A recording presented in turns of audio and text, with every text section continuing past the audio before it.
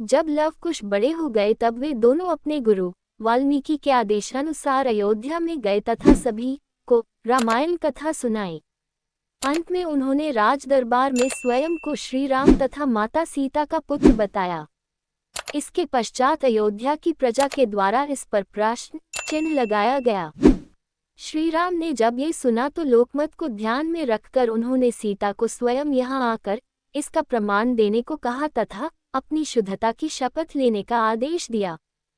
माता सीता का भूमि में समाना। माता सीता ने जब ये सुना तो उनका मन कुंठित हो गया। इतने वर्षों से अयोध्या की प्रजा के मत को ध्यान में रखकर वे वन में रह रही थी तथा इसके पश्चात भी उनकी शुद्धता का प्रमाण माना जा रहा था। इसलिए उन्होंने इस अपवाद को हमेशा के लिए समाप्त कर देने का निश्चय किया जिससे आगे कभी यह समस्या खड़ी ही न हो।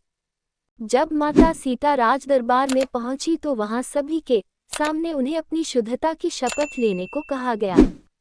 ये सुनकर माता सीता ने सभी के सामने शपथ ली कि यदि उन्होंने मन, वचन तथा कर्म से केवल भगवान श्री राम की ही आराधना की है तथा उन्हें ही अपना पति माना हो तो इसी समय ये धरती फट जाए तथा वे उसमें समा जाए।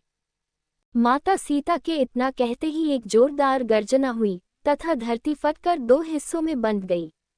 उसमें से धरती माँ अवतरित हुई तथा माता सीता को अपने साथ लेकर चली गई। इस प्रकार माता सीता ने स्वयं के लिए उपजे इस विवाद को हमेशा के लिए शांत कर दिया।